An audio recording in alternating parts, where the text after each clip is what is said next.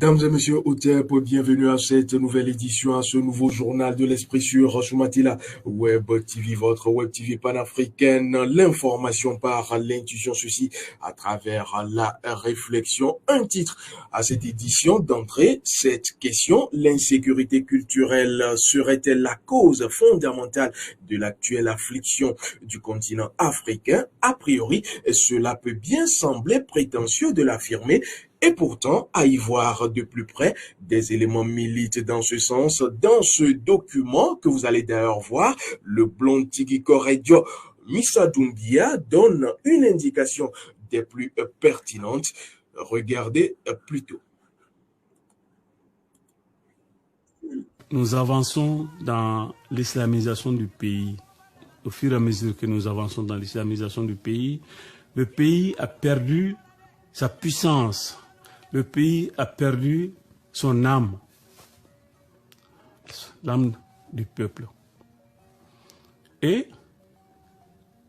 c'est à cause de ça que le Mali est passé de la première puissance du monde au rang des 5 derniers. Parce que nous avons laissé notre culture, parce que nous avons laissé notre tradition pour suivre la tradition de ceux pour qui leur Dieu nous a maudits. Pour suivre la tradition de ceux qui nous considèrent comme des êtres maudits. Donc, ici, il n'est pas interdit de croire, mais croire jusqu'à s'enfoncer, alors ça c'est un vrai danger pour un peuple.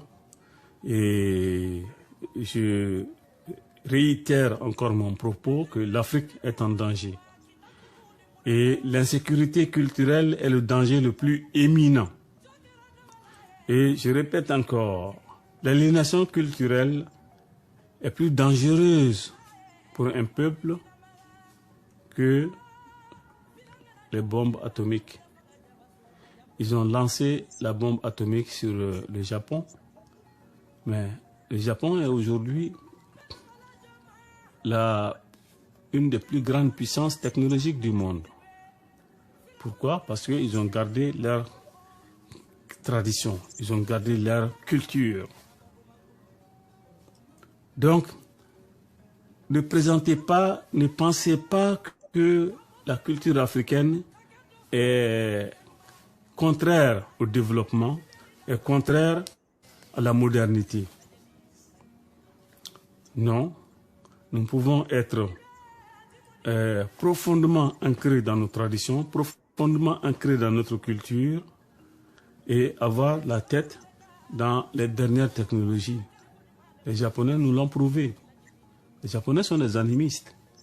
Ils sont des animistes comme les Africains. Et d'ailleurs, leur animisme n'est qu'une copie de l'animisme original de chez nous.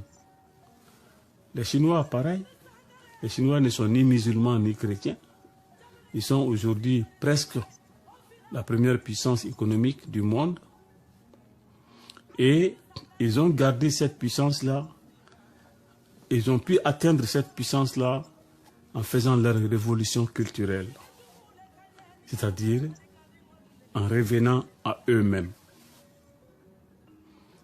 Tant que l'Afrique ne revient pas sur ses traditions, tant que l'Afrique ne revient pas sur sa culture, alors il faut oublier le développement, il faut oublier la dignité, parce que, comme le slogan de Maya Abdon le dit, le mépris de soi, on dit en Bamananga, Banyerala Tetanye.